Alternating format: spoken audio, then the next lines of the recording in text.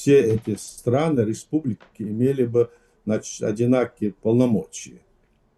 Однако 19 августа, как вы знаете, произошел путч ГКЧП, и этот ГКЧП потерпел поражение, а президент РСФСР, когда тогда был, который, он 2 дня где-то прятался, потом, когда он увидел, что ГКЧП проигрывает, он вышел на танк там в Москве и объявил, что все министерства, включая и военные министерства, силовые министерства ему подчиняются. То есть он незаконно берет под себя вот эти все министерства и в то же время заявляет, что Горбачев уже все, больше его нет. Хотя Горбачев должен был вернуться в Кремль.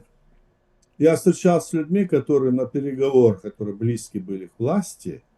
Вот нам и вот Константин не даст здесь ошибиться. Эти люди говорили мне и другим товарищам, которые мы были на переговорах несколько раз, что утром в 6 часов в Кремль приехал Ельцин, а к 10 подъехал Горбачев, и вопрос там был решен. То есть Горбачев уже не мог возглавлять Советский Союз, потому что ему там сказали, мол, давай все, и все министерство СССР себе, мол, подчинение подписал Ельцин. Вот здесь произошла вот эта размолвка, и вопрос стал такой, что другие союзные республики, как и РСФСР, которая была тоже одной из республик Советского Союза, хотя она из себя изображала, что она вот Россия, а остальная все это часть, ну, это не то. Но все равно здесь произошло то, что произошло. Значит, Горбачев был отодвинут, Беловежские соглашения были подписаны 3 республиками: Белоруссия, РСФСР и Украина. И после этого уже где-то в декабре 1991 года было, значит, принято решение об отставке самого Горбачева. Он ушел в отставку. И, значит, здесь момент такой был, что все, больше Советского Союза нет. То есть нет ни Советского Союза, ни его законодательства. Все республики, которые были в составе СССР, они оказались в международном правовом поле. Примечательно, что в Советском Союзе были все республики, которые были даже и автономные, да, и союзные, да, это были государства, которые не члены Организации Объединенных Наций, не членами Организации Объединенных Наций. И после того, как вот СССР рухнул, исчез, то есть его развалили фактически, так, с этого момента, значит, эти республики все имели право на создание своего государства с точки зрения международного права. То есть они должны были выявить, значит, кто у них выбирает тот или иной путь, я имею в виду республики, да? То ли они отдельные государства становятся, то ли они идут в конфедерацию с кем-то, то ли они входят в состав какого-то другого там государства. И этот момент из тех бывших республик автономных, которые были в Советском Союзе, только Чеченская республика это сумела сделать, и ей это удалось сделать, а остальные республики, которые там сидели, во главе сидели эти бывшие коммунисты, вместе с Ельцином, они подписали 31 марта 1992 года так называемый федеративный договор и создали вновь вот эту мини-империю. Мини-империю создали, скажем, если можно ее так назвать. И здесь вот пошла вот эта вся череда тех преступлений, которые дальше пошли. Я хочу отметить, сказать вам, что Чеченская республика еще до создания этой Российской Федерации и подписания этого федеративного договора, значит, 12 марта уже приняла свою конституцию суверенного, независимого, демократического правового государства. А 13 марта наша республика была признана Грузией, Верховный Совет и, значит, президент Грузии признали наше государство, и мы взаимно друг друга признали. Вот этот момент очень важный с точки зрения там, международного права и утверждения о том, что мы в одностороннем порядке, мол, создали свое государство. Это не так. Если говорить об этом, то все эти республики, которые вышли из Советского Союза, они являются тоже республикой одностороннем порядке созданы. Вот здесь в чем, как говорится, зарыта вот эта мышка, или как ее назвать. Значит, здесь дальше что пошло? Дальше, после развала Советского Союза, Советский Союз развалился под лозунгом Ельцина, который говорил: разойтись, чтобы сойтись. Они вначале говорили, что мы будем демократами, они, значит, советские вот эти вот дипломаты или коммунисты, они переоделись, одели разного рода желтые, красные пиджаки и сказали, что мы демократы. Те же бывшие коммунистические деятели и разного рода деятели, значит, около власти, они это сделали.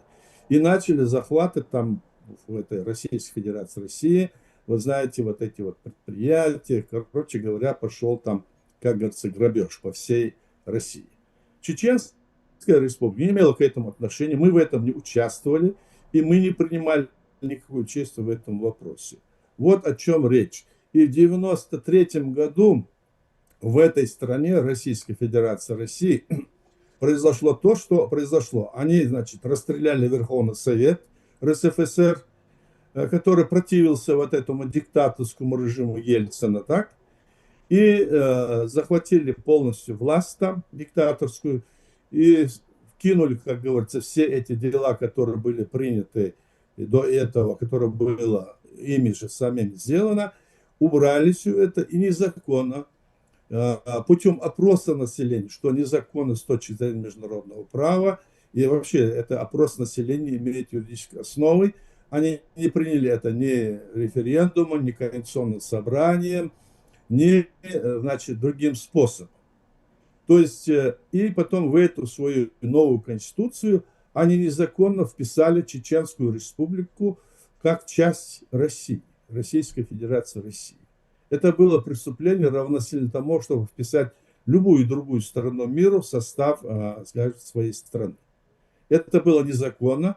А с точки зрения того, что у нас была территория настолько уменьшена, во много крат уменьшена, с тех пор, как царская Россия напала на нашу территорию, раздавала ее налево и направо, тех, кто им, значит, подстилался, скажем, и руководитель тех или иных, значит, отдельных регионов.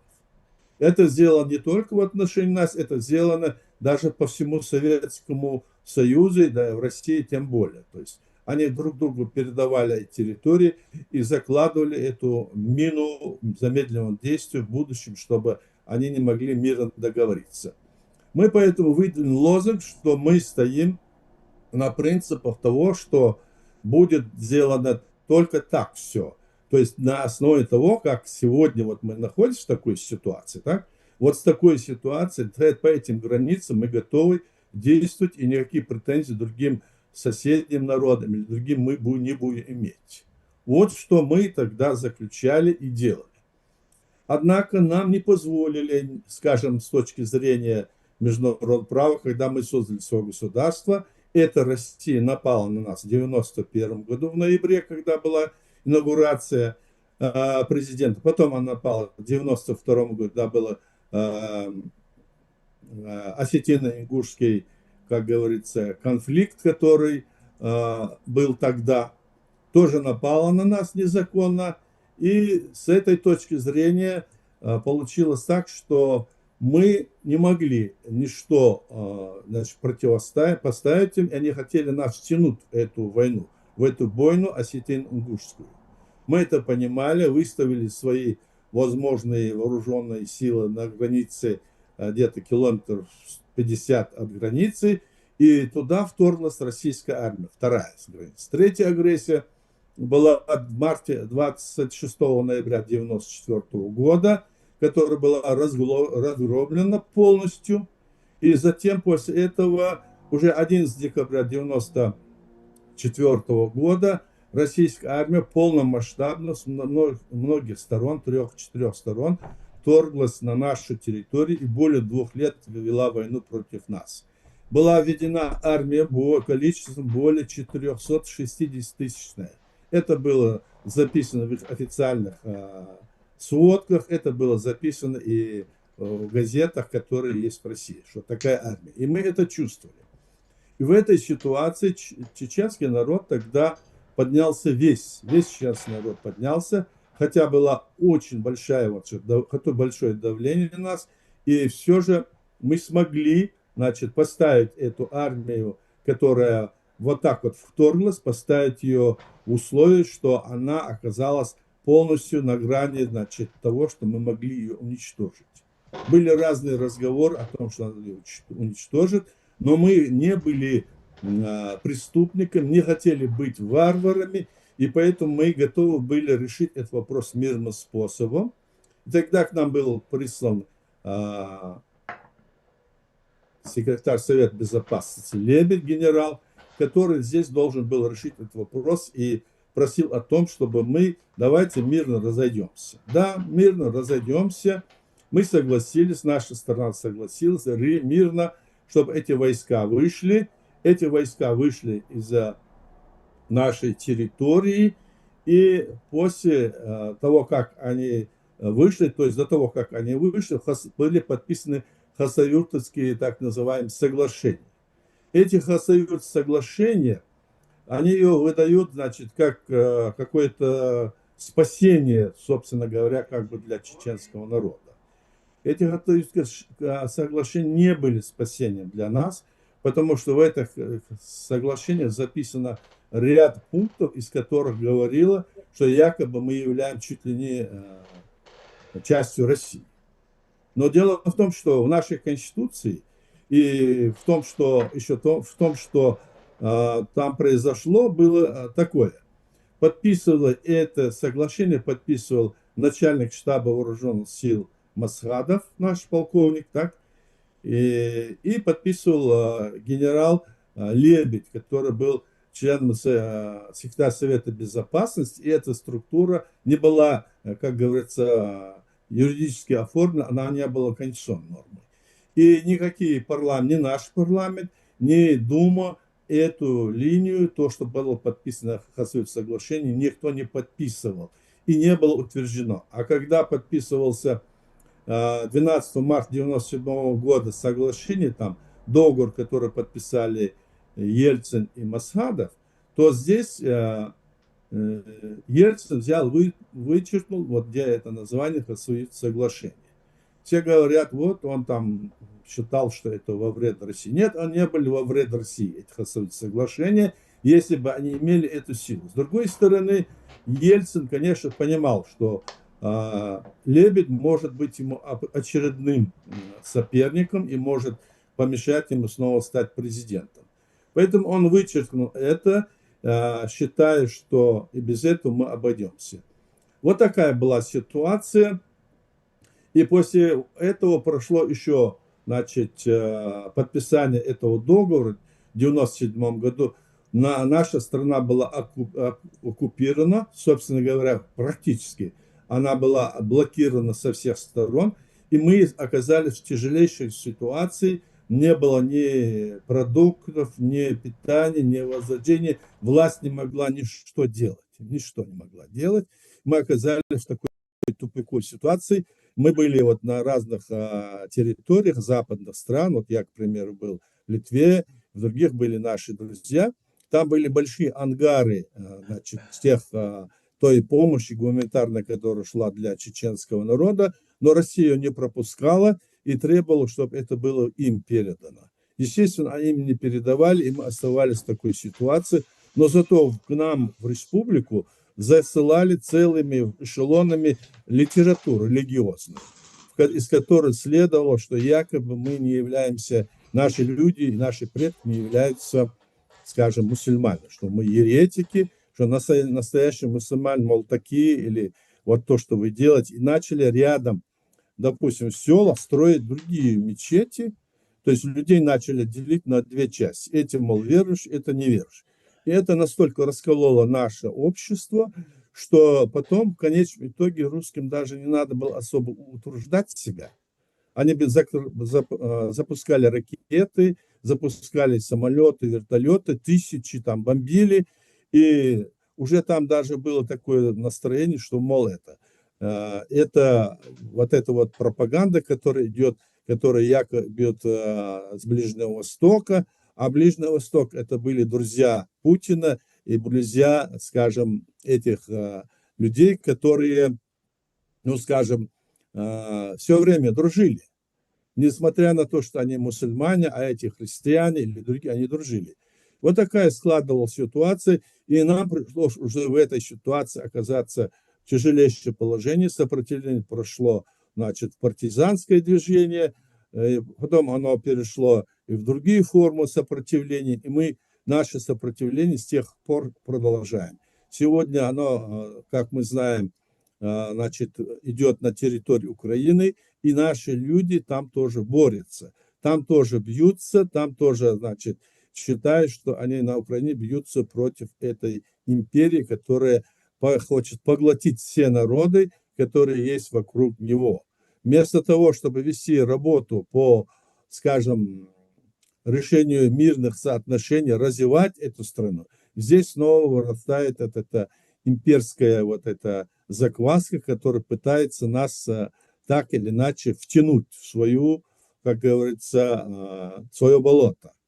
Мы поэтому против этого, мы ведем работу на зарубежье, и в то же время здесь на Западе и везде есть и российская агентура. Мы знаем, кто они такие, многих мы знаем, потому что мы знаем по своей части, которую мы чувствовали уже там у нас на родине, и здесь на Западе они, не имея никаких там каких-то значит, значений в то время, сегодня себя выставляют как бы там деятелями международного права, что их назначали, что они были таковыми или то-то, то-то. На самом деле это не так. Я вам скажу, я был председателем парламента с 93 года по 97 годы, а до этого я был заместителем председателя парламента, и мне известны вот эти все дела, которые говорят о назначении, кем они занимались, чем занимались. Исходя из этого мы сегодня вот говорим, что борьба продолжается, и мы, значит, вместе с остальным миром ведем эту борьбу в политическом смысле и с точки зрения правового. Наше государство создано тогда, и сегодня прошло 34 года, и наш народ должен понимать, и наши друзья должны понимать, что эта демократия, если она есть, то она должна быть для всех. Не только для больших стран, которые как угодно к этому относятся, и, скажем, и тем странам и народам, которые сегодня являются, ну, скажем, малочисленными или с территории маленькими. Потому что это в истории нам известно, что она то расширялась, то уменьшалась. Вот такая ситуация. И мы вот от имени президиума нашего, в который входят люди, которые имеют полномочия от нашего государства, которые, значит, назначены нашим парламентом, избран нашим народом, все ветви власти, в том числе и назначен президентом последним, и не предавший, и не перешедший на сторону России, они являются членами нашего президиума, они имеют полномочия от нашего народа, мы имеем полномочия по решению нашего парламента, и которое подтверждено и президентом Масхадом в то время. Хотя его, скажем, постановление или указ его, он уже не играет, не имеет силы в связи с тем, что он погиб. А решение парламента есть, в котором сказано, что вся работа, значит, организация, ведение всей политической работы от имени парламента возложить на нас. Собственно говоря, сказано, названа была моя фамилия, но мы вместе с другими нашими людьми ведем эту работу в зарубежье. Я на этом закончу. Пожалуйста, кто хочет выступить, называйте себя и поговорим, что будет, посмотрим, что у нас получится. Спасибо. Может быть, я? Давайте, Константин. Константин Боровой, известный человек в России и в мире. Он был и есть нашим сторонником, но мы иногда не соглашаемся с ним. Ну, что он сейчас скажет? Посмотрим. Давайте. Ну, уважаемый я не совсем согласен с вашей исторической трактовкой. Я думаю, что если бы был жив Шамиль Басаев, с которым вместе мы участвовали в защите Белого дома в 1991 году, он бы тоже высказал иную точку зрения. 91 год, 93 год – это не попытки захвата власти. Это попытки неуспешные. Построение демократии в самой России. А то, что началось в конце 94 года, 95 год, вот эта агрессия против Чеченской Республики, это обычное преступление империалистов российских, которые очень сильно влияли на демократическую власть в России, а уж когда к власти пришли чекисты в 2000 году и начали Вторую Чеченскую войну, это было просто преступление против чеченского народа, против российского народа, против демократии, против мира. Но мне кажется, нам необходимо сейчас сосредоточиться на будущем Чеченской Республики. Это очень хороший повод. 34 года провозглашения независимости. Украина совершила героический поступок, начав сопротивление вот этой агрессии, варварской агрессии российских империалистов. И в качестве результата мы видим ослабление, существенное ослабление. Это имперская Россия, ее вооруженных сил, даже несмотря на то, что Украина, которая там в 5 раз меньше России, проигрывает эту войну, тем не менее, очевидно, в общем, героический поступок народа Украины, самой Украины, ее президента, которые оказали сопротивление и, в общем, обескровили Россию. Сегодня Россия не так агрессивна по отношению к другим частям мира. Скажем, мы наблюдали ситуацию в Сирии, где Путин просто не смог оказать поддержки Башару Асаду, и этот режим был отстранен от власти. В этом смысле возникает новая уникальная возможность для Чеченской Республики, связанная с будущим процессом дезинтеграции России.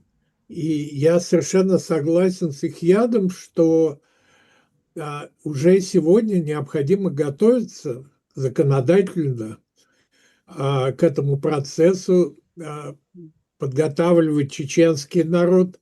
Решение не оказывать сопротивления вот этой варварской агрессии, которая началась чекистами, была начата чекистами после избрания Путина. И это решение очень мудрое чеченского народа, которое было принято в условиях, в общем, опасных для выживания народа. И это решение по существу тейпов, оно было очень правильным, и сегодня у нас есть возможность, во всяком случае, говорить о будущем чеченского народа, не обескровленного, живого, действующего. Мне кажется, вот сегодня сосредоточиться хотелось бы и надо было бы над проблемами будущими. Будущее Чеченской Республики, в какой степени она должна быть либертарианской, свободной, похожей на то, что делает сегодня Хавьер Милей в Аргентине или Дональд Трамп в Соединенных Штатах. То есть свобода, действительно защита свободы в будущей Чеченской Республике, демократии, рыночной экономики. И это очень важный вопрос. В свое время мы очень много с Жохаром Муставичем это обсуждали. Тогда в 95 году возможностей для вот такого полноценного экономического развития Чеченской Республики не было. Кстати говоря, я обсуждал это и с Масхадовым. вот, и тоже не были созданы условия, Чеченская республика находилась в изоляции, и было трудно очень начать какие-то такие рыночные демократические преобразования. Но давайте сегодня уже начинать думать о той свободной Чеченской республике Ичкерия, которая появится в результате распада вот этой злобной, опасной для всего остального мира Российской империи. Спасибо. Мгм. Кто хочет выступить, пожалуйста, Можно мне? пожалуйста. Огромное спасибо за приглашение. Я никогда бы не подумал, что, когда сейчас уважаемый Константин Боровым будем встречаться, онлайн-встречи. Для меня это сенсация сегодня. Ахмед Идигов, еще раз вас и всех поздравляю вашим праздником. Не то, что это не только для чеченцев, для всех войнах, для всех кавказцев. Почему? Потому что вы дали тогда пример, что вы мирным путем можете быть свободными. Мы тоже, Татарстан, татары тоже пытались, но уже с чем это закончился, вы уже все знаете. Мне вопрос. Как вы смотрите вот в последнее время отношению Азербайджана России? Есть ли у вас контакты с лидерами азербайджанских общественно-политическими лидерами, короче, если какие-то согласия, вы поддерживаете или нет, или осуждаете, я хотел бы об этом узнать от вас. Вы мне задаете вопрос? Да, Или... да, да, да. Да, и Константин Барабай тоже, вы как политик, вы могли бы тоже Ну, ответить на этот вопрос.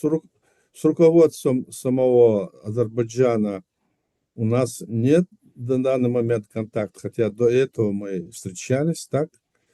Но есть те политические деятели, которые раньше были во власти, вот с ними некоторыми есть, и один из них здесь вот с нами Ильхан. Так что мы контакты имеем вот такие вот на данный этапе. Это наша братская страна, наши друзья, они переживают за нас, конечно, и мы за них. Так что здесь вопросы, которые сейчас поднимаются, они с Азербайджаном, это есть как раз продолжение той имперской политики, как говорит Константин, и оно проходит всюду. Но он говорит, что это было, мол, не желание, значит, восстановить Советский Союз. Но здесь я тоже не согласен. Они тогда говорили же, что давайте разойдемся, чтобы сойтись. Потом начали экспансию против всех республик, захватив все эти республики, которые должны были создать свои государства или другие формы. Потом они напали после нас на Грузию, теперь эта экспансия продолжается. То есть получается, что мы, вот чеченская сторона, сейчас не ведем разговор о том, что мы там военным путем хотим восстановить, скажем, нашу страну, восстановить нашу власть, и на основе нашей... Мы говорим, что это должно быть так же, как это сделано, скажем, в Балтийских странах. Балтийские страны, они, значит, получили, значит, вот это право, международное право, там их тогда им давало право, что они не признали оккупация этой страны, вот как сейчас не признана оккупация нашей страны многими республиками, особенно сейчас это в 2022 году признала Украина, а до этого Грузия. Так что здесь вот такая вот ситуация, над которой мы работаем и сейчас. Но здесь нам мешают, как вы понимаете, некоторые агенты, значит, которые служат в Москве, но это они присутствуют везде, по всему миру, собственно говоря, потому что это их работа. В общем, коротко вот такой ответ на ваш вопрос, Рафис. Спасибо. Спасибо. Так, кто хочет сказать еще, пожалуйста. Ну вот я, да, раз ко мне было обращено это. Пожалуйста. Татарстан, то, что делал Шаймиев, когда создавались после принятия Конституции 1993 года инструменты автономии Татарстана, поскольку и Ельцин, и сама Конституция российская 1993 года говорила о независимости экономической, по крайней мере, и частично политической, Шаймиев предпринимал усилия очень серьезные по поводу, там, Министерства иностранных дел было создано, было по существу принято решение о том, что призывники будут служить в Татарстане, Да. призванные из Татарстана.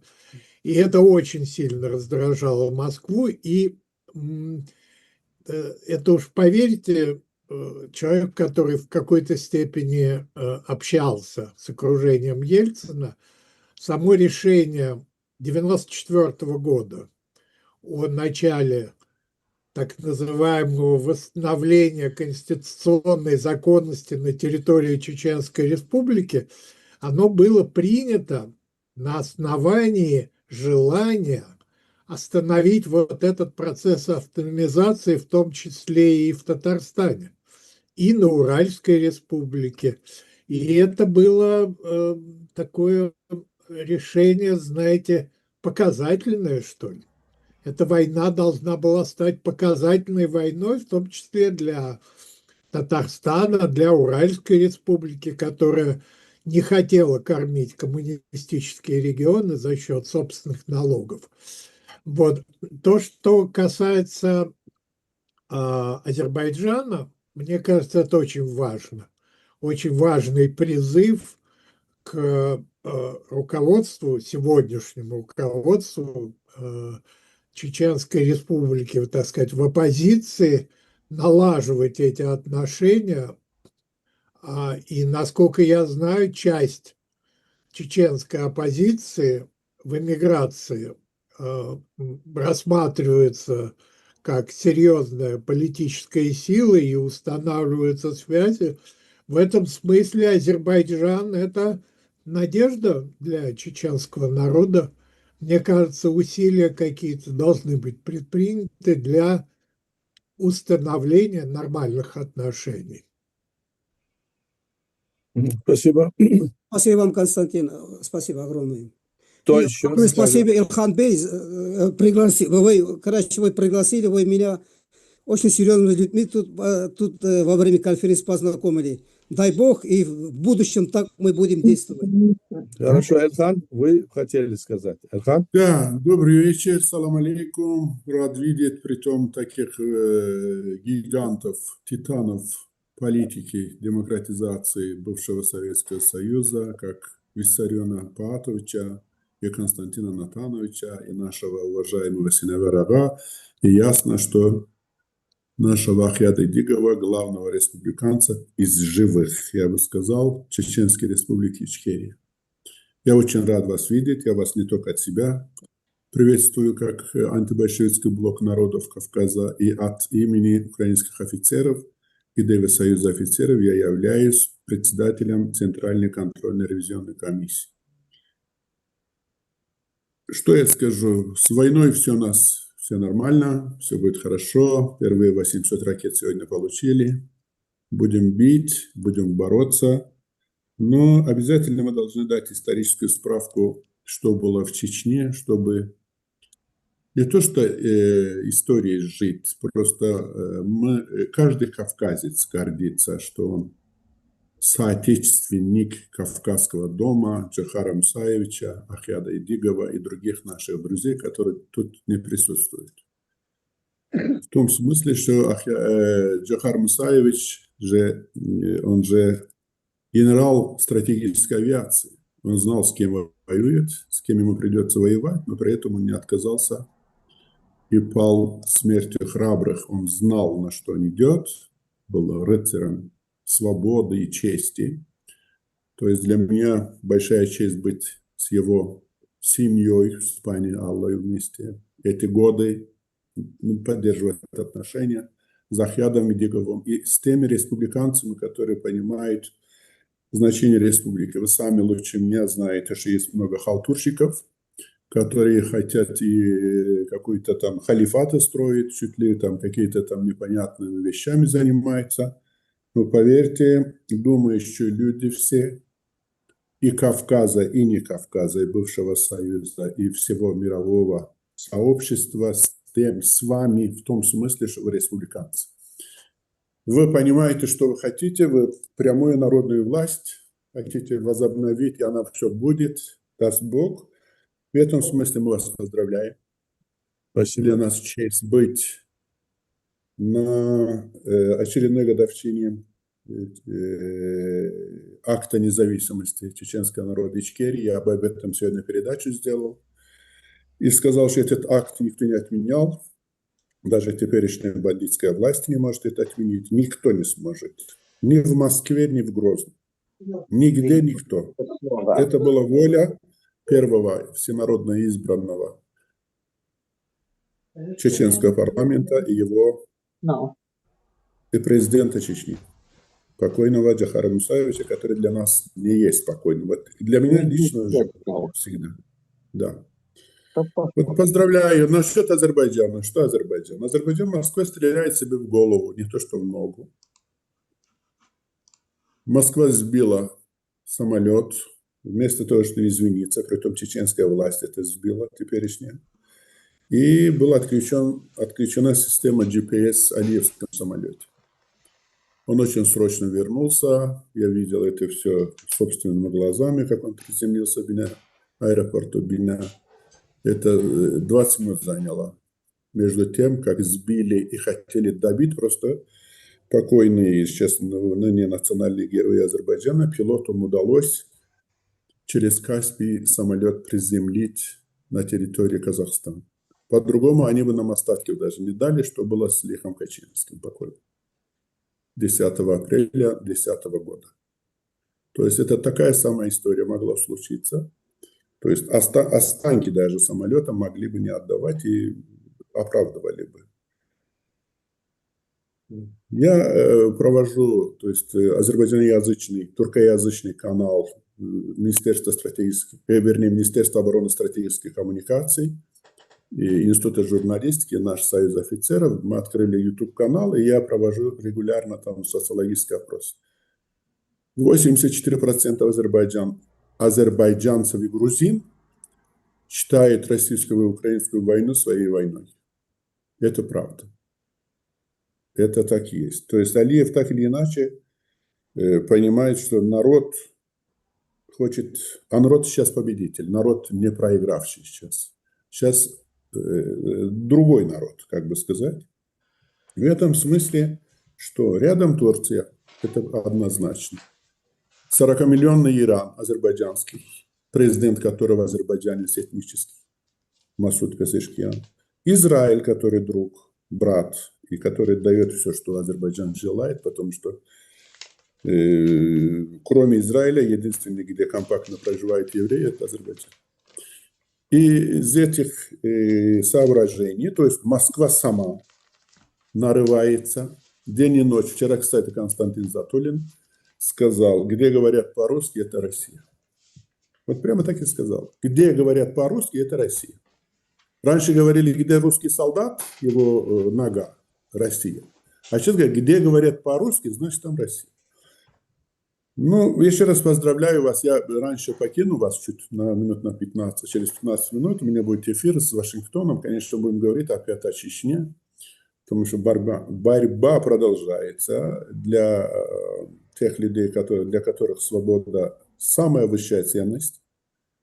Быть рядом с вами честь для нас, для азербайджанцев в том числе. Вы знаете, что есть переписки Джохара Мусаевича с покойным Абульфазом Чебеем про горизонтальные добрососедские отношения. Мы тогда не успели признать и через Карабах в том числе независимость Чечни. Ну, все впереди. Я думаю, что это все скоро развяжется, и как бы все будет прекрасно. К тому идет, я много чего могу бы рассказать, просто чтобы вы развеселились, чуть-чуть не было, было праздничное настроение. Сегодня выяснилось два момента. Z-пропагандисты пишут. Как это так? На сайте Министерства обороны Российской Федерации за подписью Герасимова 22 июня было сказано, что Луганская область полностью оккупирована. А президенту Путину он докладывает 30 августа, что оккупировано на 99,7%. что и на самом деле еще неправда. И сегодня выяснилось, где патриоты съемки сделали. Оказывается, там, где висят в некоторых селах российский флаг, просто дроном привязывают российский флаг с магнитом, бросают где там и вышки, железки, не знаю, там трубы для водостоков. И вот там якобы русские где-то что-то взяли. Уверяю вас, за последние 3-4 дня на войне очень многое поменялось. Спасибо за внимание, я вас обнимаю, каждого из вас, горжусь с таким коллективом, который вот у нас есть. И будем добиваться всего. Спасибо, Айхан. Спасибо большое. Кто желает высказаться еще? Ассаламу Давайте. алейкум. Ассаламу алейкум ва рахматуллахи ва баракату. Аюб? Ну, давайте Да. Аюбу дадим слово. Давайте. Аюб, Я- давай. Я хотел поздравить всех соотечественников, которые проживают на территории Европы. По данным миграционной службы, 720 тысяч чеченцев с великим праздником. Также руководство Ичкерии, в том числе и себя, поздравляю. Далде алдуальвай. Дала эту буальвай. Шадик буальвай. Мокшал. Спасибо. Спасибо, Аюб. Баркал, кто? Я понял, что Бессарион, вы хотите сказать, да? Да. Пожалуйста, Бессарион. В первую Бессарион очередь, Гугашвили. конечно, поздравляю чеченский народ, всех чеченов с днем рождения Ичкерии. Спасибо. Ну, фактически сегодня день рождения государства. Такого блестящего государства, прожившего недолго, но не умершего, который еще возродится. Я хотел бы отметить действия Президиума правительства Чеченской Республики Ичкерия, потому что все время наблюдаю, как неустанно Президиум заботится о том, чтобы сохранить конституционную основу чеченского государства. Потому что когда рано или поздно Ичкерия будет восстановлена, то у нее уже не на пустом месте она будет, уже там будет основа, фундамент серьезный.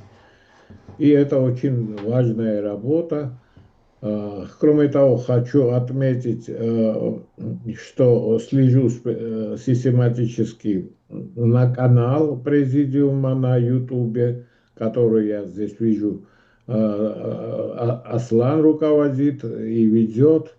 И там у них очень солидная аудитория. Я там специально считал, в среднем где-то 50 тысяч зрителей в среднем, а иногда и до 80 тысяч доходит. Так что это очень серьезный успех. Серьезный очень успех. Поскольку, если будем считать, что не старики слушают и пользуются Ютубом, то значит это среднее и молодое поколение все время смотрит и воспринимает вот то, что говорится. Товарищ Иса, Ахьят, когда там выступает, перед каждой темой он обязательно рассматривает хотя бы коротко историю Чечни, Ичкерии и, значит, вот правовые основы Ичкерии и вот все эти перипетии, которые были во время жизни этой республики, этого государства. Так что молодые люди могут черпать информацию правдивую из первых рук. И я думаю, это вот готовит почву для восстановления государства.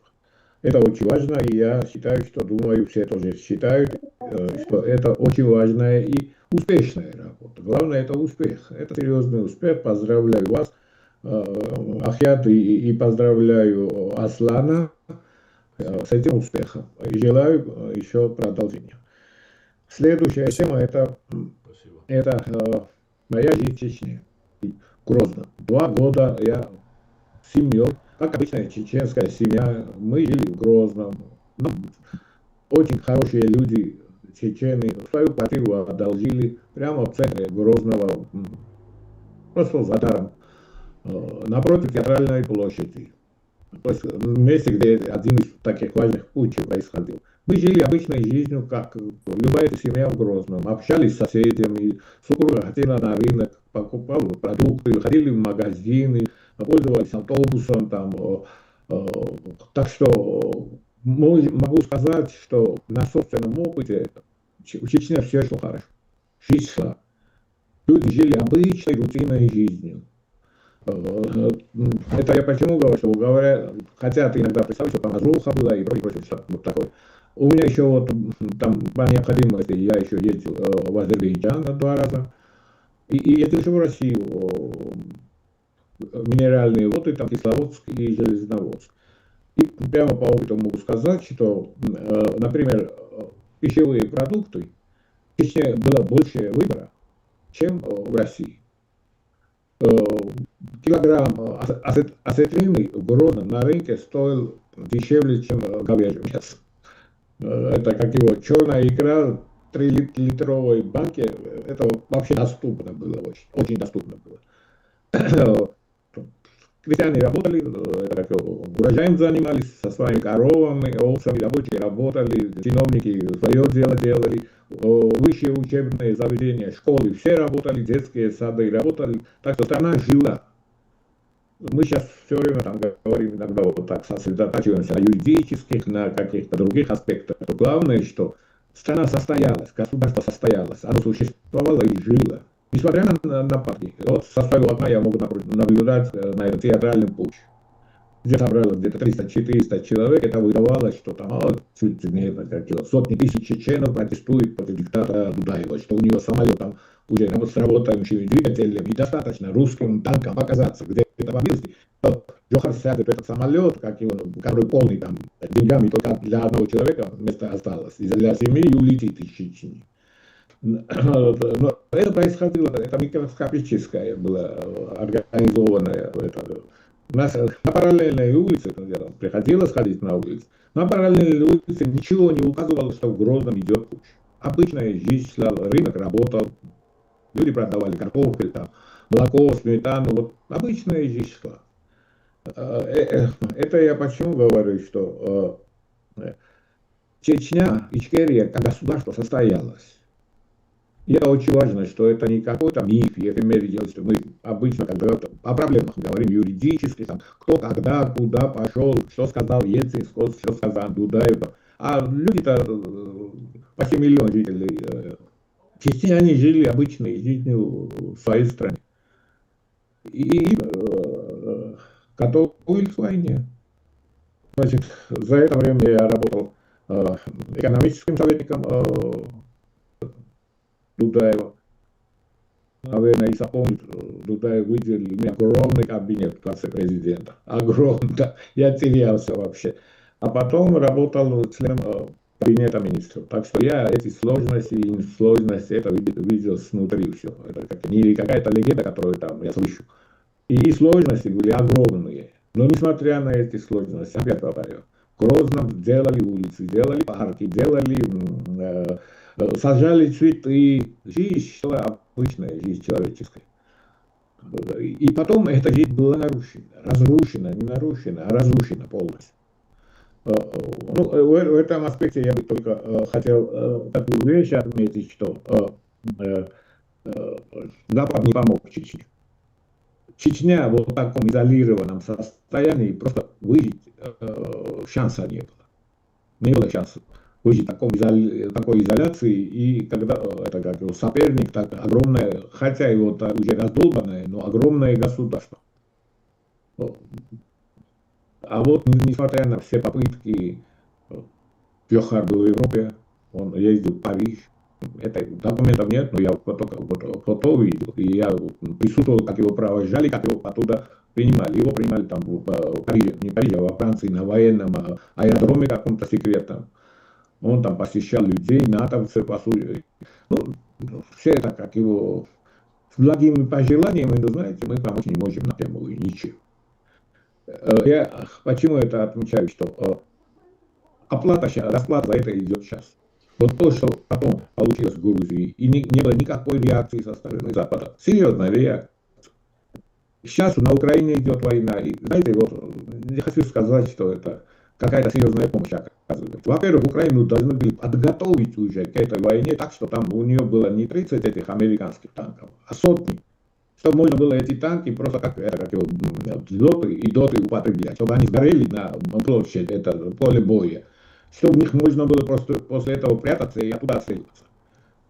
Ну, вот это минимальная такая помощь была, не была оказана, но ему выгодно, чтобы война шла. Знаете, в чем дело? Я не хочу сейчас по политике западных стран это как бы особенно останавливаться. Просто одну вещь отмечу. Вы Трампа, наверное, слушаете. Читаете и вот, его выступления и прочее. Вот если я специально слежу за этим, и вас тоже прошу следить, если что, сообщить через сайт президиума. Что я слышал, от Трампа я не слышал слова демократия. Он, кажется, не один раз за свое все это. При выборной кампании, когда он придет, он этого слова вообще никогда не употреблял. Когда другие, там, европейские, прочие, вот они за одно выступление 100 раз скажут слово демократия. А это вообще ничего не говорит о демократии. То есть, я хочу это перенести на будущее развитие, скажем так. Но я вижу, вы видите, мир меняется. И мир меняется не в пользу Европы и Америки. Европа и Америка постепенно становятся провинцией мира. Когда Америка стала Америкой, в моем детстве, в 50-х годах, в Америке были такие огромные планы, план Маршалла. Миллиарды потратили в Европу, чтобы разрушенную Европу, Западную Европу, поднять и применить против СССР. Японию полностью разрушенную атомными бомбами, притом. Они возродились, Япония стала блестящей страной. То же самое Южной Кореей, то же самое с Тайванем. А вот сегодня вот, у них нет денег. Ни на один такой план у Америки денег нет. Почему? Вот в этих 50-х годах, я точно цифры не помню, но так скажу, Америка производила где-то 60-70% всей продукции мира. То есть это вообще экономика, мировая экономика была сосредоточена полностью в Америке. А сейчас она производит где-то 25%. И потом среди этих 20% и YouTube, где ничего не производится. То есть это сферы концерт. Какой-то провели, там Мадонна или кто-то спела, и там деньги посчитали за концерт. И это считается, это как его, это государственный, общий государственный. Вы понимаете, пустая экономика. В моей молодости Америка была автомобили, блестящие американские автомобили, Кока-Кола, джинсы и жвачка. Вот это была Америка. А где американские автомобили? Кто-нибудь из вас пользуется американскими автомобилями? Вам считается, даже в Америке меньшинство пользуется американскими автомобилями. Я не продолжу это, но для будущего, наверное, надо ориентировать на Союз и других кавказских республик. Наверное, надо их как-то сместить и коррелировать с теми явлениями, которые в мире происходят. А то Португалия это очень далеко от Китая. А Грузия, Азербайджан, Армения, Чечня, они в ближайшее время окажутся на близкой периферии Китая. Если борьба идет в Азербайджане, скажем, там между Арменией и Азербайджаном за этот, как называется это, линия связывания, это Зангезур, да. Там в Зангезуре Америка это, не для Азербайджана старается или для Армении, просто она хочет сесть на этот Зангезур, чтобы закрыть путь к Китаю. То есть нам в ближайшее время придется больше общаться, наверное, с Китаем и Индией и растущими экономиками, будущим человечества, чем с Западом. Я специально спрашиваю своих друзей, которые живут. Вот на рынках, в магазинах есть что-нибудь из Европы или Америки? Они говорят, ничего абсолютно, ничего. Продукты дешевые из Турции, остальное все китайское. Стремимся к Европе, которая нам ничего дать не может, кроме этого Майданов. Поэтому, если я был бы молодым, хотя я поступил на востоковедческий, окончил востоковедческий факультет по направлении пулковедения. Но я сейчас посмотрю на китаеведение. И хотел бы, и хочу, чтобы мои внуки и внучки учили китайский язык. И в связи с этим там такую просто информационную часть. Все мы смотрели, наверное, с вниманием, вот, что происходило в этом Китае сейчас на днях. Да? Что касается... Можно маленькую ремарку? Да, пожалуйста. Просто дайте закончить, потому что забуду. Я старый и уже забуду, что я думаю. Мы, наверное, следили за этим событиями. Если вы обратили внимание, там армянин был и азербайджанец, оба были там. Китай, оба были. Как будто стремятся к Западу, но второй стол тоже не хотят терять. И хотят и в Евросоюзе быть, и в ШОСе быть. Ну, я не оправдываю ничего, это просто факт такой. А далее, а в Грузии что? У Грузии нет дипломатических отношений с Россией. В Грузии нет посольства России. Понимаете, в чем дело? Вот разницу видите. В Грузии не было в Китае. Сейчас вопрос, кто прозападный? Еще напомню, что вот буквально за несколько дней, пока азербайджанцы и армяне помчались все, они были у Трампа. А грузины не были ни у Трампа, ни у Си. То есть это информация для размышления. Просто. И вернусь обратно чуточку к нашему основной проблеме. У моих внуков и внучки здесь в Финляндии, в холодной Финляндии, есть очень близкие друзья. Дети чеченской семьи. У меня восторг таких воспитывает. Это такие культурные дети, знают старшего и младшего, хорошо учатся, ходят на спорт. Идеальные дети. Трое их. Я смотрел на днях на них, не смотрел с удовольствием, они такие красивые. И думал, вот пройдут годы когда-нибудь, они вернутся на родину. Будет возможность вернуться на родину, и вот они будут строить снова Чечню. И что им достанется? Им достанется то, что вот зачем крапят сейчас товарищ Идилов и товарищ Аргуев, да, вот что, о чем они сейчас вот все время работают, это им достанется. То есть юридические, скажем так, не точно, но все же вот юридические правовые основы государства. С корнями уже будет полвека, и даже больше пройдет к тому времени. Вот, наверное, я бы хотел закончить. Еще раз поздравляю не только чеченский народ, и все кавказские народы с днем рождения Ичкерии, потому что это наше общее дело. Я не буду сейчас не время говорить о Кавказском доме, о котором мы тогда же начали работать. Не успели. Просто и Грузия ничего там такого, Грузия Гамсахурдия не успела свои цели осуществить.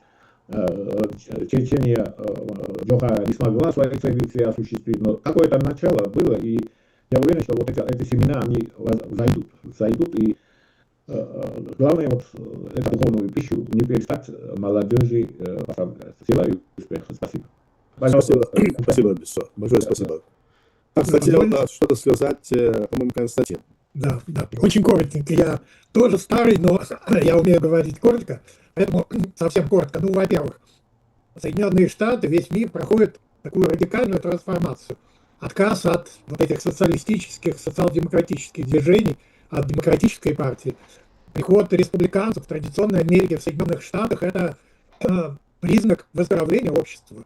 80% сегодня поддерживают американцев Трампа, и продолжать вот эту пропагандистскую кампанию, начатую демократической партией с социалистами в Соединенных Штатах, которые распространяли идеи там, DI, это равенство, социалистические идеи, распространяли идеи ЛГБТ-сообщества, социализма. Ну, это просто какой-то очень отсталый взгляд на сегодняшнюю жизнь. А уж я извиняюсь, говорить о том, что Китай – это будущее мира, Китай, который захватывал Тибет, который собирался, слава богу, теперь не делает этого, захватывать Тайвань, захватывать нейтральные воды в Тихом океане.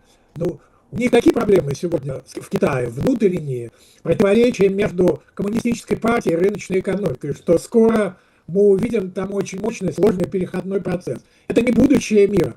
Доминирование Советского Союза или коммунистического Китая – это прошлое мира, которое, не дай бог, повторится.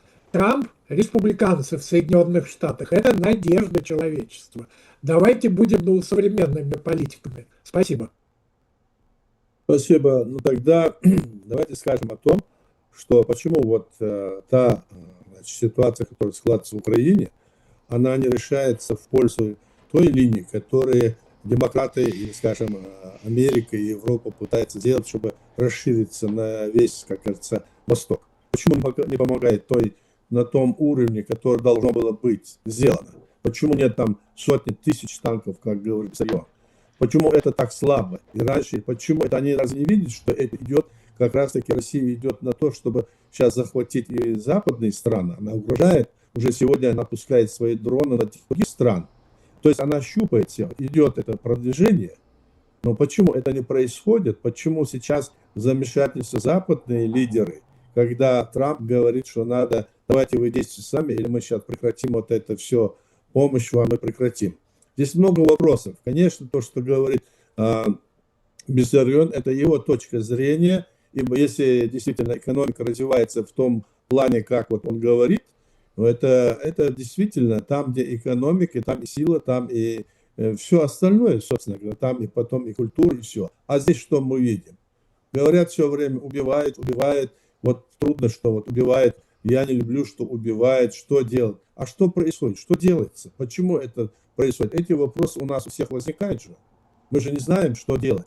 Мы, допустим, надеемся, что действительно Трамп решит эту проблему. Без победы Украины практически нам не видать ничего, собственно говоря. Россия расширится, потом она может пойти, собственно говоря, расшириться, стать на ноги имперскими своими амбициями. И куда она пойдет? Разве мы можем говорить, что Россия, как вы говорите, развалится? Она никуда не развалится, уже видите, в конце, никуда она развалится. Кто может ее развалить? Кто может эту страну развалить сейчас? Где это видно? Кто изнутри ее развалит? Никто с таким потенциалом ядерным. Что будет? Вот в чем вопрос, собственно говоря. То есть здесь вопрос такой. Здесь, значит, демократия против этого авторитаризма борется, вот борьба между двумя системами. Что будет? Вот давайте посмотрим. Собственно говоря, мы здесь высказываем свои точки зрения каждый. Но мне кажется, что здесь есть то, что мы должны задуматься над тем, что происходит с обеих сторон. Спасибо. Это ко мне был вопрос? Пожалуйста. Алло, я могу говорить? Можно, я поправлю, что меня правильно понял. Я говорю не о том, что Китай это светлое будущее человечества. Это будущее очень мощная сила, мощнейшая сила. И надеяться на то, что там Китай развалится, что Россия развалится. Россия была, я видел, что Россия уже была развалена. Ее нужно было вот так хлопнуть от дверь, и она рассыпалась бы, как это, карточный домик. Но вместо того, чтобы хлопнуть и рассыпать, миллиарды туда, это как его, влили, чтобы поставить на ноги. 90-е годы, как Россия спаслась вообще? Она же была почти развалена. Я хорошо помню очень, в 95 году, когда Ельцин поехал в Стамбул, там какая-то встреча была, сходка была какая-то. Да. У него самолета не было. Самолета не было, что полететь, и какой-то русский миллиардер для него нанял самолет. Представьте себе, что Путин куда-то ехал сейчас, и у него не было самолета. Он с целым воздушным флотом туда-сюда ездит, летит. В Саудовской Аравии его сопровождали российские боевые истребители. Так что Китай это не светлое будущее человечества, но это будущее человечества. Это сила. Это огромная сила, огромная сила. И при том, просто это как его факты, статистический материал ясно показывает, производство, промышленность в Европе и Америке систематически снижается, а в Китае систематически растет. Даже если Китай не добьется такой же производительности труда, как в Европе и Америке, производительности труда, и исходя из того, что у него огромное население, его продукт будет больше. И это и опасность. Я не говорю, что Китай это радость. Это огромная опасность, о которой надо думать. Надо готовиться уже сегодня к тому, что вот, я говорю о внуках, когда мои внуки будут полновозрастные, 30-40 лет им будет. Как в это время, что делать, чтобы мы свои эти сохранили, чтобы Чечню сохранить, чтобы Грузию сохранить, чтобы Кавказские республики сохранить. А то только помощь нужна их и так это 100 миллионов почти. А если половина останется, 50 миллионов будет. А нам, вот, которые по миллион, по 2 миллиона, по 3 миллиона наций, представьте, какие опасности перед нами стоят. А то Америка будет открыть двери, и через 5 лет там будет миллиард человек. У него проблемы нет. Она отодвигает это. И еще одно хочу отметить, важное для нас, на будущее.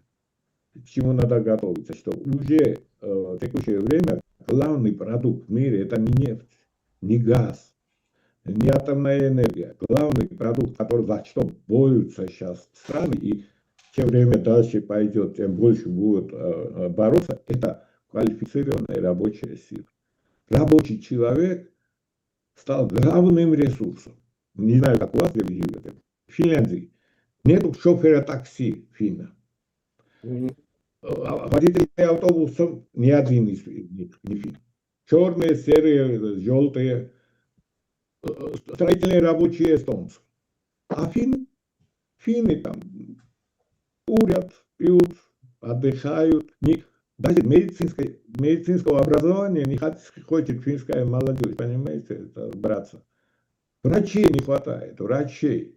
Грузия выпускает больше врачей, чем Финляндия, представьте себе. А грузинские врачи, окончившие в Грузии, работают в Финляндии. Несколько я знаю. 2 раза, я старый человек, как и вы, большинство. Я часто в год, раз-два в больнице. Обслуживающего персонала финнов нету. Представьте себе. Медсестер этих, которые там обслуживают, полностью они, это как Юго-Восточная Азия, там Африка, черные, там хорошие, отличные люди. Но финнов нет. Почему нет? Да финн хочет работать. Хочет. Это само по себе. 40% финнов по опросе молодых вообще не собираются создать семью.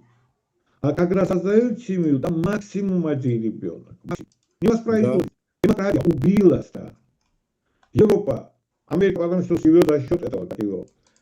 Все время он работает, чтобы накачать Америку эмигрантов, квалифицированных, докторов наук все время к себе перетягивает. А Финляндия маленькая страна. Здесь 5-6 миллионов всего. Только за прошлый год импортировали 50 тысяч эмигрантов. Между прочим, вот, для чеченов это важно. И уже у многих ученых, специалистов, которые Европой занимаются, идет разговор о мусульманском ренессансе Европы. То есть в Европе ожидается через 2-3 десятка лет, что это будут европейские мусульманские страны. То есть, мусульманскими странами, сейчас говорят, Ближний Восток. Ближний Восток будет где-то далеко, а самыми главными европейскими мусульманскими странами будут Британия, Германия, Франция, Швеция, Норвегия, Дания и прочие. Президент, премьер-министр, там будут мусульмане. Там.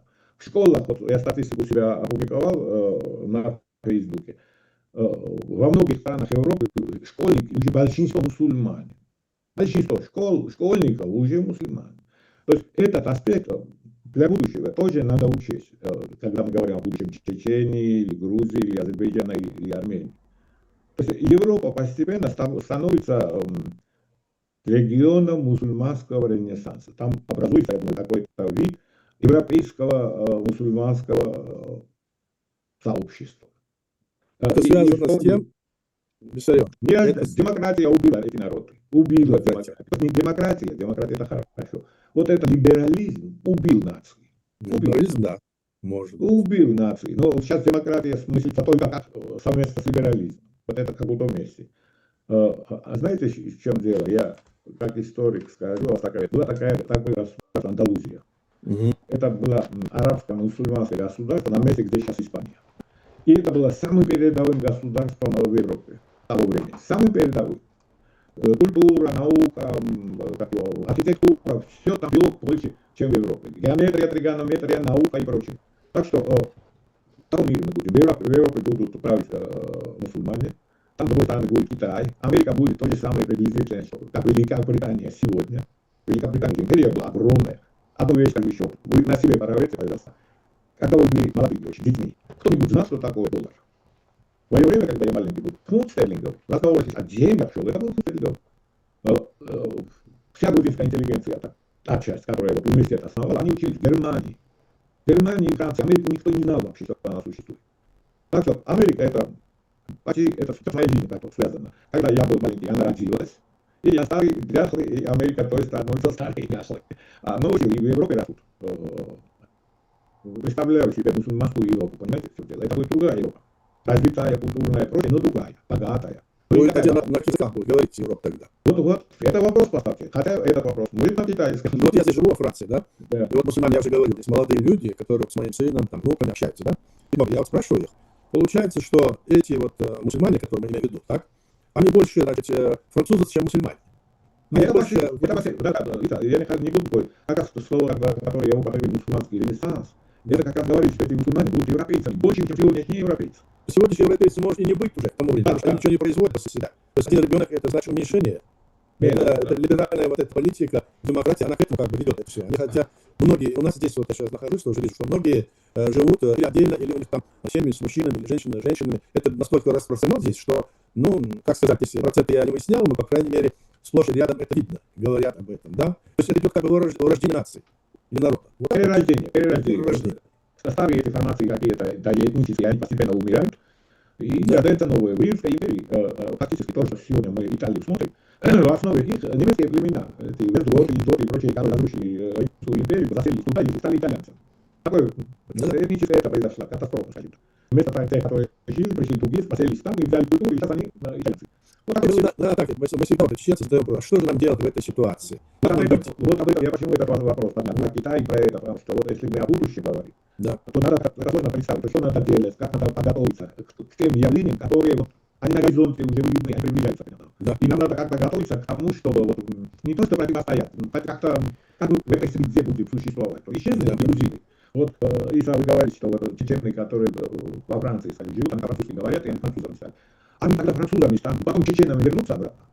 Или французятся окончательно, и там французами будут с вами назвать по происхождению из этого, как его Чечни. Где-то Чечня, они даже помнить не будут. Да. Вот, а эти проблемы, знаете, сегодня для нас, маленьких народов, это очень важные проблемы. Поэтому я и поднял вот годовщину образования Чеченской республики, эти вопросы, что нам не придется, а уже пришлось с этим столкнуться, и мы как носители вот этого старого, скажем так, второй Грузинской республики, второй Чеченской республики, вторая республика во время Джахара. Это вторая была, первая была в начале века.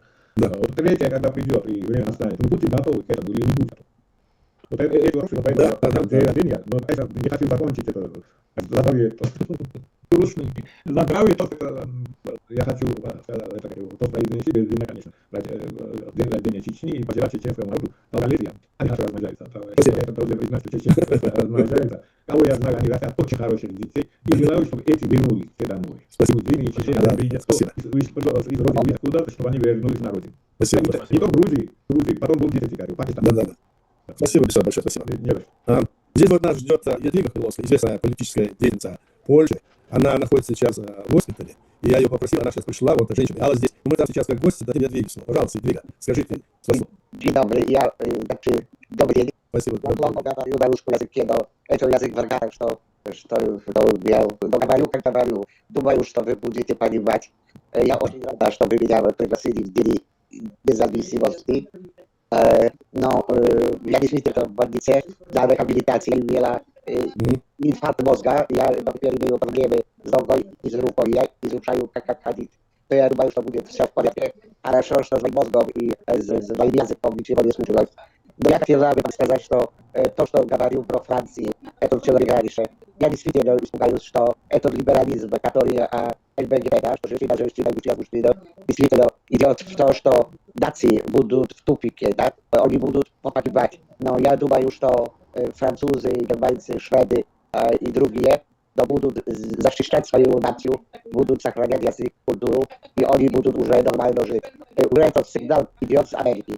Я очень счастлива, что Трамп встретился с новым президентом Польши, и Трамп сказал, что он будет сохранять не только когда-то, а тоже как Америка Польшу, и Америка даст больше армии, больше солдатов из Америки, bo знаешь, Трамп думает, чтобы мы, как поляки, защищали тоже восточную флангу, Финляндию, Эстонию, Латвию, Литву здесь, да? Румынию, no bo my sam большое czarstwo jest. No, a jeszcze хотела про Украине. Украина не может проиграть. Значит, Россия не может выиграть, пока выиграет, то пойдет дальше.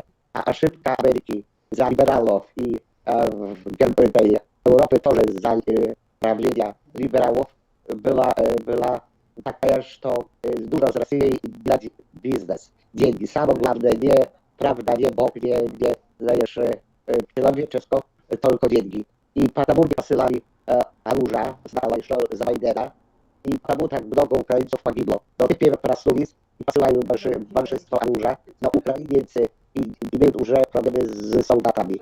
No tak, что, как я разговаривала с американцами, я говорила, давайте оружие. Лучше давать оружие, деньги на оружие, чем потом нужно погибать с солдатами. Так что, але я думаю, что народ, который смотрит на то, что молодежь знала его историю, знала его культуру и язык, чего не делает такой большой народ, как белорусы. А вот белорусы потеряли язык и культуру. Так что думаю, что для Чечни очень важно, чтобы сохранила молодежь культуру, язык, историю, так чтобы молодые знали, откуда они. Пока будет возможность. Польша ждала 123 года, аж нашла возможность, чтобы снова получить независимость. То нужно смотреть, как бы такие маленькие окно в истории, где это можно сделать. А действительно, Запад сохранял Россию, чтобы она не развалилась. И потому в этих годах, что вы говорили, что уже еле она бы подохла, тогда ее помогали. No. A Kitaj теперь уже показал, что он очень влюблен в Россию, также что американцы тоже уже не имеют таких предложений, чтобы Россию отогнать от Китая. Они знают, что Китай и Россия это тоже самая семья. Так, но не только режим диктаторский, только они вместе работают, знаешь, один поддерживает другие. Но диктаторские режимы могут быть, но и могут быть в контра себя. А Европа развивается, bo ekosystemy, cała produkcja poszła w Kitaj, теперь снова идет в Китай. Но szczęście, что Америка, Трамп вернулся в нормальную экономику, no a w Europie, знаешь, экология, nie? Теперь хотят, чтобы целая продукция в деревьях, продукция пищи была в Южной Америке, и чтобы все покупать в Южной Америке, чтобы экология, чтобы звери тоже дают плохие продукты, тогда нужно все дать в Южную Америку. Знаешь, как война, и все нужно, чтобы пришло из Южной Америки. Это психушка, не? Но я думаю, что тот, который то придумал, то нужно к психиатру бежать, и то без всего. Я вообще вижу, что этот мир, этот либеральный мир, это психушка. No tak, что я думаю, что все вернется на ноги. А потому уезжали все, значит, не все, но много врачей, людей, инженеров на Запад на деньги. Там он получает 10 раз больше, чем в Грузии. Он бежит там до Финляндии. Как в Грузии будут больше зарплаты, то они останутся в Грузии. В Польше уже оставят, ale u nas получают больше деньги. Они больше зарплаты получают, чем в Германии. Także очень много уже вернулось. Но я желаю, чтобы Czeczenia через несколько выбила за независимость.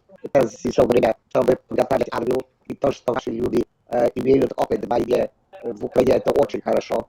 Bo наши поляки, как кончилась война, Первая мировая война, то имели тоже опыт с войны.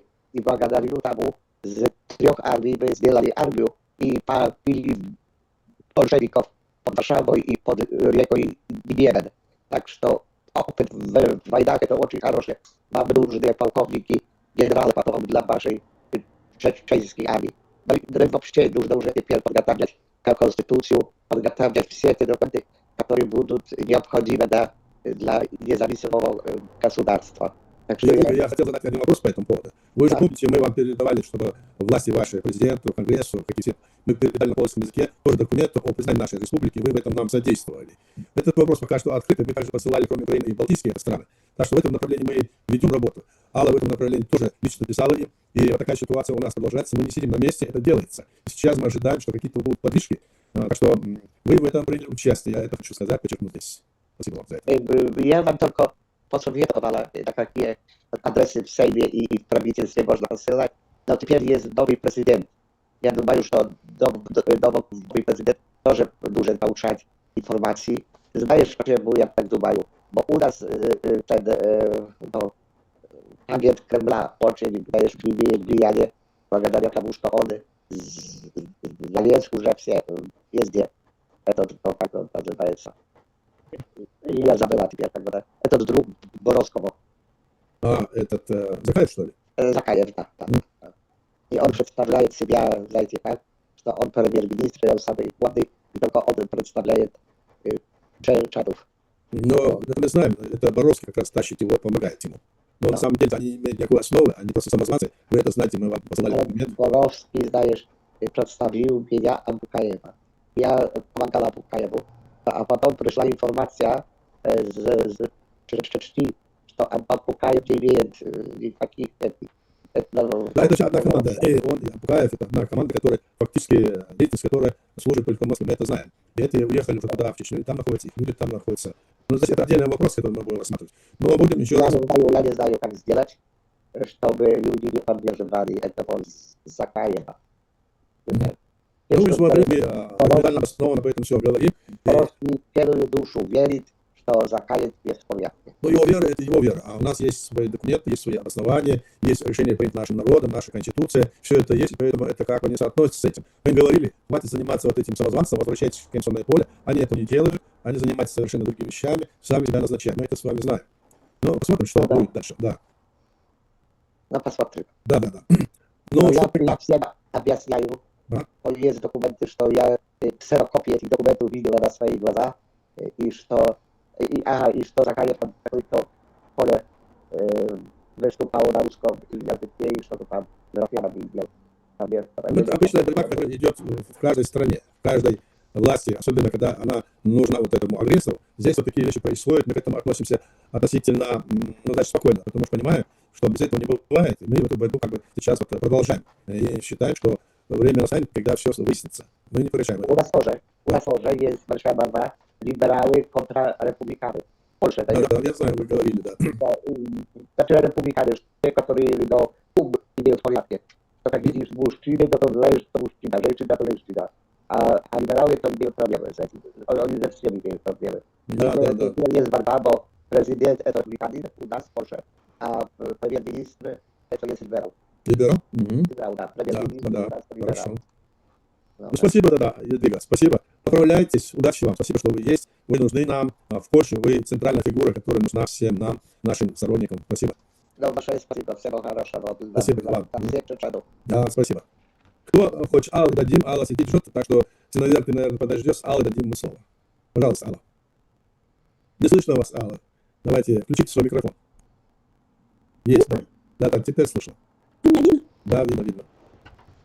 Ну, во-первых, я хочу поздравить с Днем независимости 6 сентября. Весь честный народ и конечно, миграции на родине. И всех, кто больше здесь с нами. И я хочу поблагодарить ваших аферы, как всегда, Едигова, моего друга Сарайка, нашего друга, Сибику Хмельницкого, Кашапа, я забыл имя, и Виссариона. Грушвили. Едвига, не знаю, ее, наш друг. Да, все. Ну, этого друга. Сейчас его уже нет в эфире, к сожалению. Он только что спал. Вообще, мы спасибо, друзья, знаем сейчас. Я очень много эту историю. Ну, мы все знаем, что чеченский лидер воевал с Саудом, как ты видишь, огромное развитие, еще с царя. И вот три года, 7 года, в течение века, была только Чеченского Казахстана, когда погибла половина чеченского народа. И сейчас, две последние войны, когда чеченский народ пошел через Женуа. Бой победителей лагерей, смертоносных бегов концепционных, бой и в Чечне вокруг Чечни Москва, третьего четверо, это был ад на земле. И хорошо, что сейчас на море 760 беженцев, абсолютно наступавших. Это Аюб заявил наш с вами. Спасибо, что да. И это люди боевые бежать из этих концлагерей. И сейчас Ичкерия оккупирована, Ичкерия, но это только временно. И там все свидетели освобождения, потому что время работает у нас. Российская империя потихонечку разваливается, как уже говорили, Китай приложил к этому свою руку. И будет приводить Москву, Сибирь, Закарье, даже Байкал, озеро будут перекачивать Китай на восток. А граждане Дальнего Востока даже после даже обращения стали с японцем, что вы присоединились к Японии. То есть потихоньку разваливается. И мы все будем этим свидетелями. Ну, то, что мы говорили о том, что мы понимаем сейчас в Европе, но потому что полтора миллиарда мусульман в мире говорили о том, что слово пророка Мухаммада, то, что он предсказывал, будет. Потому что его книги он написал, и во всем, что он предсказывал, тут разбивается. И религия это намного лучше, чем атеизм. А им, которым, как уже говорили на Западе, брать между мужчин, что в храме, и женщин. То есть аморальность. А арабам намного добрее, чем люди, которые не так что все идет тому, как замысел Всевышний. И все идет к лучшему. Я желаю всем нам, и всем добрый Ичкерия, хотя что немного.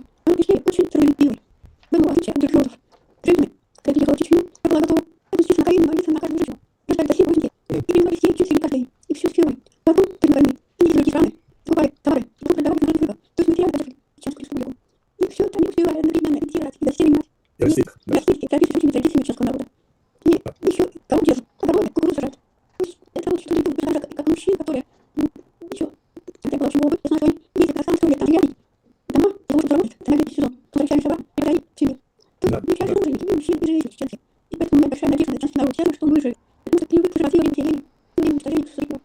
И, конечно, будет свободно. Я еще раз перечислю народ, всех наших гостей, нашего канала. Сейчас 6 сентября. Желаю вам всем здоровья, а мы в чеченстве. Спасибо. Это Алла Бутаева. Вы знаете ее. Теперь дадим слово Алле, если вы не знаете. Сильное, он наш большой друг, в принципе, фантастический. Так что мы выслушаем. Он очень умный, толковый человек, он нам очень интересно скажет. Пожалуйста, Тимур. Добрый вечер всем.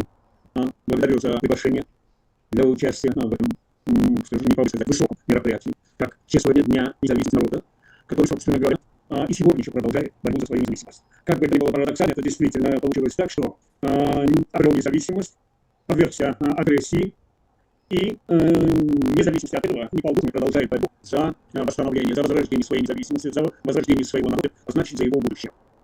Самое, было очень много сказано прекрасных пожеланий, я буквально присоединяюсь ко многим пожеланиям, которые связаны с тем, что хотелось бы пожелать народу, как ее будущем обретении своей независимости, так и в его развитии.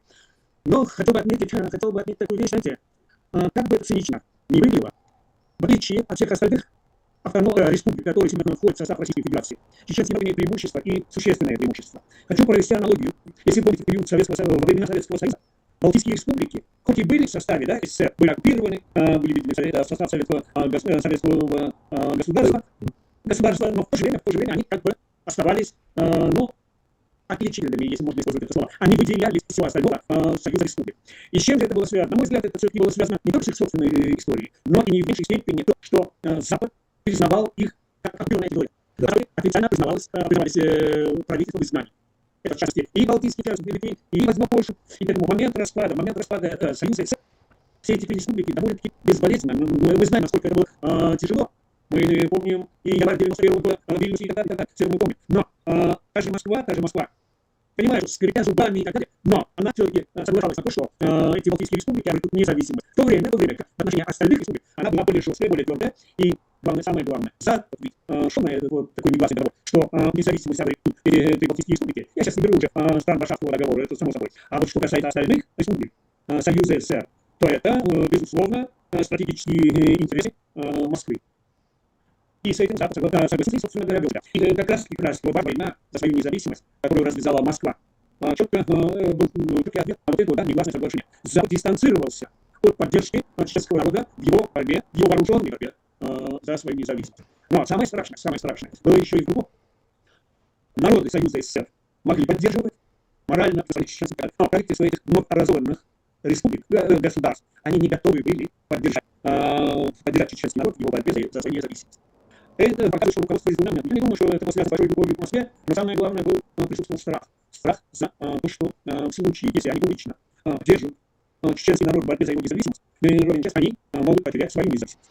И вот тот страх не позволил тогда чеченскому народу выдержать напор и такое довольно большое преимущество агрессора во всем. И в экономике, а в Чечне в Ичкерии уже никакой экономики не было. То, что Аллаханум говорит, что семьи жили за счет того, что женщины привозили что-то там, продавали, и из этого составлялся семейный бюджет. Поскольку мужчины в основном все взяли в руки оружие, соответственно, никакой экономики не было. Это раз. Уже не говоря о таком преимуществе вооружений, которое, собственно говоря, имел СССР. Это было даже не просто российское, а вот представьте, такая картина. Весь Варшавский договор, это страны Варшавского договора, восточные были освобождены от присутствия российских военных, которые брались и прикидывались в Россию, и, собственно говоря, вот тебе профессионально живое мясо на фронте, да, и плюс техника и так далее. То есть, когда я сказал, как бы это ни было цинично, вот невольно проводишь аналогию, тем, что сегодня Ичкерия, в отличие от остальных республик, да, имеет преимущество какое? Насколько признаны вы этих стран Западной Европы в своем статусе, правительство народа Ичкерии в изгнании, в экзиле? Это другой вопрос. Важно, что вы есть, и очень важно, что вы периодически, время от времени, напоминаете им о своем существовании. Это одно. Другое, то, что сегодня уже ситуация на Кавказе кардинально меняется. И меняется она в силу того, что Азербайджан все сильнее укрепляется в своей независимости. Армения, я очень рад за нее, что все-таки она очень большие силы приложила к тому, чтобы прийти на это, в общем-то, знаете, на мирное соглашение с Азербайджаном, где я не питаю иллюзий. В ближайшее время не исключаю, что Армения подвергнется очень большому влиянию. Но в Армении уже появляется несколько союзников. И один из главных союзников Соединенные Штаты, это уже не тот договор, который был подписан в период войны. Сегодня это уже другой. Сегодня Соединенные Штаты становятся гарантом выполнения этого мирного соглашения. С другой стороны, Азербайджан и Турция ровно заинтересованы в укреплении независимой Армении. мы видим, как сближаются отношения Грузии и турецкого правительства.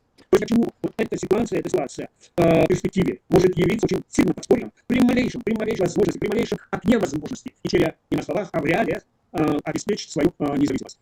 И я думаю, в этом будет в не меньшей степени заслуга ваша и чеченского народа, потому что, знаю по себе, по своему народу, вы знаете, как бы сегодня, вернее, нынешним коллаборантам чеченского народа в Ичкерии не хотелось бы, чтобы народ помнил сегодня и чествовал сегодняшний день, потому что ведь они со своим присутствием связывают развитие своего народа и так далее, а не с его историей. Их история, в их представлении, история чеченского народа начинается с их периода, когда они у власти. Но я думаю, что чеченцы все уже сегодня помнят этот день, чествуют его по-своему и очень сильно ждут тот день, когда реально над Ичкерией взвеется флаг свободы чеченского народа. Но поэтому, дай Бог, чтобы это было в ближайшее время, мы, как говорится, мы предполагаем, Бог располагает, как Арман сказал, да, все как Всевышнего. Но сегодня я думаю, что одна из основных и первейших задач вашего правительства в экзиле заключается в том, чтобы суметь вот ту часть своего народа, которая в силу сложившейся ситуации оказалась на Западе, вот как бы не упустить из поля зрения, чтобы они не растворились. И в первую очередь, опираясь на молодежь, начать подготавливать кадры к завтрашней свободной Ичкерии. Еще раз вас с Днем Независимости, очень рад за вас и надеюсь, нашими совместными усилиями наши народы достигнут желаемого и получат возможность свободного развития своего. Спасибо. Спасибо тебе. Ну, теперь у нас наш ведущий, это Аслан Суев, он у нас общественный деятель, дадим ему слово, он удерживал все это, слушал, он очень много впитывает в себя то, что мы говорим, и я думаю, через него мы это через молодежь всем передадим. Аслан, тебе слово. Спасибо. Ассаламу алейкум. Я приветствую всех. Мир вам, добра. Поздравляю всех наших гостей, всех граждан Чеченской Республики, всех друзей Чеченской Республики с Днем Независимости, с 34-й годовщиной. Один возраст, на самом деле, для государства не очень, но для человека это большой срок. Конечно, спасибо всем, кто выступал, очень познавательно, очень полезно. Это поддерживает, воодушевляет. Нам нужны ваши слова, нам нужны ваш опыт, ваши знания, ваша поддержка. Спасибо всем огромное. Спасибо, Аят, за организацию этого мероприятия. Наш канал Твиттер, у нас опять атака сигнальна на наш канал. Это говорит о том, что все делаем правильно. И, значит, все хорошо. Еще раз большое спасибо всем. Ну, в принципе, еще раз поздравляю и заканчиваем это. Благодарю. Ну, то есть мы сейчас почти все высказались. Если кто желает еще по минуте так добавить, пожалуйста, если есть вопросы, или сказать, что желаете, есть, пожалуйста, по минуте, пожалуйста. Если нет, то уже нам как заворачивать нашу эту линию. Видите, я хотел добавить до Зимера. Почему свободный мир испугался поддержать Чечению? Вы помните, что в начале 2021 года, 11 września, сентября, był taki случай w Ameryce, nie? Dwie maszki. No, a w to samое время Putin podjął zrywy w swoich domach, w Rosji. Несмотря, что погибнут его граждане. Так что мир это не верит. Bo ja думаю, что эти машины тоже подготовили не какие-то там бузуманы, только Россия. Так как замах покушения на римского папу сделал какой-то турок, турский гражданин Турции, оказалось, что все дороги шли до Крыма. Булгария, а потом Крым. Что я думаю, это я только думаю, что эти машины то тоже была рука Крыма. А даже всегда даются какие-то дураки, фундаменталисты, которые верят в то, что делают, а в самом деле они делают для кого-то другого. No, tak что в мусульманском мире Буганы целая Европа. Ale действительно, где будет христианство, это войдет мусульманская вера. Может быть, человек должен иметь какую-то веру. Но атеизм это самое плохое, что может быть. Что действительно так будет. Я думаю, что христианство останется. Но смотрите, я верующая христианка, и с вами нормально общаюсь с душой, и нету никаких проблем. Так что люди поступают точно так, как вера, и мы доказываем, что никаких проблем нет. Так что еще раз всего хорошего для вашей нации, для всех, которые сегодня выступали, которые были на этом конференции. Всего хорошего. Спасибо, Игорь. Ну что, на этом завершим нашу конференцию. Согласны все, да? Да, спасибо всем, кто высказался. Я надеюсь, это все услышат наши люди. Мы выложим в YouTube. Возможно, люди дадут свои комментарии. Это снова будет работа, которую мы проводим совместно, чтобы показать своей нашей молодежи, не только, скажем, чеченским и остальным людям в Киеве. Я понимаю, что чеченский народ стал уголом, собственно говоря, благодаря именно этому имперскому кораблю, который все время изображал с нас угла, и поэтому действительно боятся до сих пор в какой-то мере, что вот это фанатики, это бандиты, это террористы, это сепаратисты. Мы говорим, что все это неправда, этого не было, это все навешено на наш народ, и мы создали свое государство, и государство сегодня оккупировано, временно оккупирована территория нашего государства. Мы верим, что она освободится, и залогом успеха может стать, конечно, победа Украины, которой мы очень надеемся. Спасибо всем вам за то, что приняли сегодня в этом участие. До свидания. До свидания. До свидания.